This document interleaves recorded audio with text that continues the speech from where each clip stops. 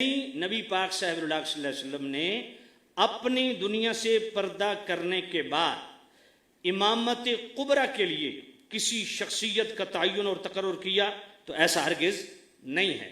یہ بات مولا علی خود بیان فرماتے ہیں، الصواعق المحرقہ کے اندر بھی موجود ہے اور سنن دارقطنی کے اندر بھی یہ روایت موجود ہے، اور سیدی اعلی حضرت امام اہل سنت امام رضا رحمۃ اللہ علیہ نے فتاوی رضویہ شریف کی 28ویں جلد میں جو غایۃ التحقیق فی امامت علی و صدیق اس کے صفحہ 472 پہ روایت موجود ہے۔ مولا علی فرماتے ہیں، ہم نبی پاک کی خدمت میں حاضر ہوئے اور عرض گزار ہوئے، استخلف علینا، یا نبی اللہ اپنی زندگی میں ہمارا خلیفہ بنا دیجیے، اپنا نائب مقرر فرما دیجیے کہ آپ کے بعد ہمارا امامت کبریٰ کے ضمن میں خلیفہ کون ہوگا؟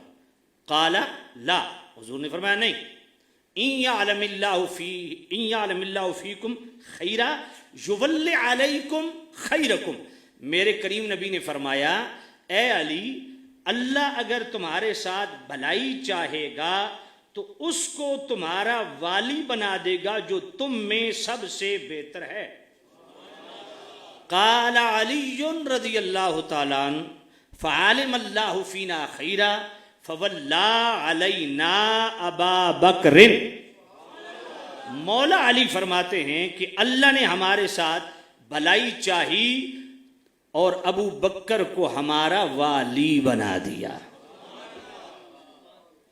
امام اسحاق بن راہویہ کا ریفرنس، سنن دارقطنی کا ریفرنس، الصواعق المحرقہ کا ریفرنس اور ابن عساکر کا ریفرنس اور 28ویں جلد فتاوی رضویہ شریف غایۃ التحقیق فی امامت علی و صدیق کا ریفرنس صفحہ 473۔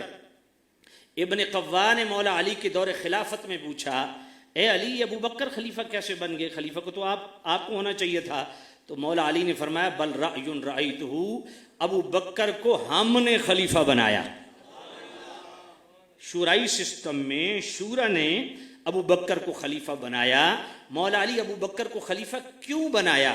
اب ذرا مولا علی کی بات سنیں، سچا مولائی اور موالی وہی ہوگا جو مولا علی کے جواب سن کے اس کو دل میں جگہ دے گا۔ مولا علی فرماتے ہیں، فاخترنا لدنیانا مر رضیہ رسول اللہ صلی اللہ علیہ وسلم لدیننا۔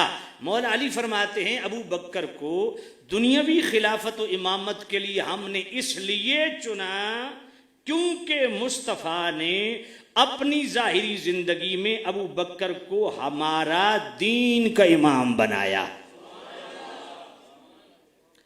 اب سوال یہ ہے کہ جو لوگ کہتے ہیں کہ جناب والا خلیفہ بلا فصل دنیاوی اعتبار سے صدیق اکبر ہیں اور دینی اعتبار سے مولا علی ہیں، اور یہ اہل سنت میں طاہر القادری نے یہ فتنہ کھڑا کیا جو اتنا بڑا بلنڈر ہے جس کا کوئی سر پیر ہی نہیں ہے، تو ذرا توجہ کیجئے گا۔ میں کہتا ہوں مولا علی سے فیصلہ لو نا۔ مولا علی تو فرماتے ہیں، فاخترنا لدنیانا مر رضیہ رسول اللہ صلی اللہ علیہ وسلم لدیننا۔ مولا علی فرماتے ہیں دنیاوی خلافت کے لیے ابو بکر کو چننے کی ایک ہی وجہ تھی کہ مصطفیٰ نے اپنی زندگی میں ان کو ہمارا دین کا امام بنایا۔ تو میرا سوال یہ ہے کہ یہ جو باطنی خلافت ہے یہ دین سے چلتی ہے یا بے دینی سے چلتی ہے؟ دین سے چلتی ہے تو دین کا امام تو بقول مولا علی کے ابو بکر ہے۔ پھر اگلی بات میں کہتا ہوں، جب میرے نبی نے ان کو مصلی پہ کھڑا کیا، مرو ابا بکر فلیصلی بالناس، تو ذرا بتائیے، بخاری شریف کی حدیث تو یہاں تک ہے، مولا علی میرے نبی فرماتے ہیں، عائشہ میں نے 3 دفعہ علی کا نام اللہ کی بارگاہ میں پیش کیا کہ مصلی پہ کھڑا کر دوں، تینوں دفعہ اللہ نے فرمایا ابو بکر کے ہوتے ہوئے کوئی مصلی پہ کھڑا نہیں ہو سکتا۔ بلکہ ایک اور حدیث ہے، نہیں پڑھتا، آپ شاید اس کو ہضم نہ کر پائیں، ہاضمے آج کل سنیوں کے بہت خراب ہو گئے ہیں، تو سامنے سے شام توجہ کرنا۔ تو یہ جو میرے نبی نے ابو بکر کو مصلی پہ کھڑا کیا، یہ منصب سیاسی ہے یا روحانی ہے؟ بولیے، روحانی ہے۔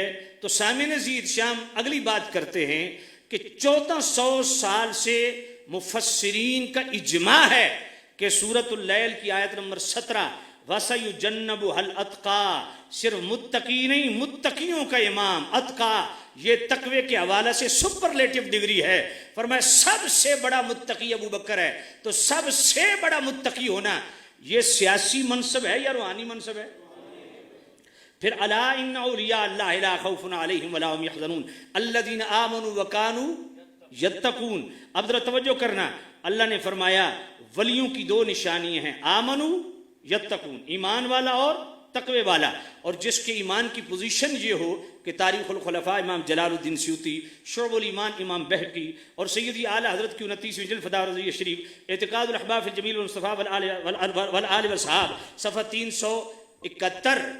ذرا توجہ کیجئے گا، میرے نبی نے فرمایا لو وزن ایمان و ابی بکر و ایمان و اہل الارض لرجح بما کما قال علیہ الصلوۃ والسلام. میرے نبی نے فرمایا تمام اہل زمین کے ایمان ایک پلڑے میں رکھ دو اور دوسرے پلڑے میں صرف صدیق اکبر کا ایمان رکھ دو. سب ایمان پہ بھاری ہے. جس کا ایمان اتنا تکڑا ہو، اور یتقون جس کا تقوی اتنا بھاری ہے کہ صرف متقی نہیں اتقا ہے، تو وہ روحانی طور پہ ولی نہیں تو اور کیا ہے. قبلہ عالم پیر میر علی شاہ رحمۃ اللہ تعالی علیہ، آپ کا جناب والا فتاوی مہریہ پرانا صفحہ 145، نیا صفحہ 240. قبلہ عالم پیر میر علی شاہ رحمۃ اللہ علیہ فرماتے ہیں کہ چاروں خلفاء ابو بکر و عثمان و علی، چاروں خلفاء کے ادوار میں صورت خلافت بھی پائی جاتی ہے اور معنی خلافت بھی پائی جاتی ہے. جو خلافت کی ظاہری صورت ہے سیاسی، وہ بھی چاروں خلفاء کے دور میں موجود ہے، اور جو معنی خلافت یعنی باطنی صورت ہے روحانی، وہ بھی موجود ہے. تو چاروں خلفاء پیر میر علی شاہ رحمۃ اللہ علیہ فرماتے ہیں سیاسی خلیفہ بھی ہیں، روحانی خلیفہ بھی ہیں. اسی لیے تو سیدی اعلیٰ حضرت امام اہل سنت امام رضا رحمۃ اللہ تعالی علیہ المستند المعتمد کے اندر علم العقائد پہ یہ کتاب ہے. آپ فرماتے ہیں جو بندہ یہ تقسیم کرتا ہے خلافت ظاہری اور باطنی کی، ھذا قول باطل خبیث، فرمایا یہ قول باطل ہے اور خبیث ہے، مخالف لاجماع الصحابۃ والتابعین، یہ صحابہ اور تابعین کے اجماع کے خلاف ہے. اور فرمایا والافضلیۃ فی کثرت الثواب، فرمایا کثرت فضائل سے افضلیت ثابت نہیں ہوتی، کثرت ثواب سے افضلیت ثابت ہوتی ہے. پھر سامع نزید شام ذرا توجہ کرنا، قبلہ عالم پیر میر علی شاہ رحمۃ اللہ علیہ ساری زندگی جس ہستی کا دفاع کرتے رہے، جن کو شیخ اکبر کا ٹائٹل دیتے رہے، محی الدین ابن عربی، ان کی فتوحات مکیہ کا 73واں باب کھولیے. محی الدین ابن عربی وحدت الوجودیوں کے امام ہے. وہ 73ویں باب میں فرماتے ہیں کہ اولیاء اللہ ایسے بھی دنیا میں گزرے ہیں جن کو اللہ نے صرف ظاہری خلافت سے نوازا، ایسی بھی گزرے ہیں جن کو صرف باطنی خلافت سے نوازا، ایسی بھی گزری ہیں جن کو اللہ نے ظاہری خلافت بھی دی اور باطنی روحانی خلافت بھی دی. اس میں پہلا نمبر ابو بکر کا ہے.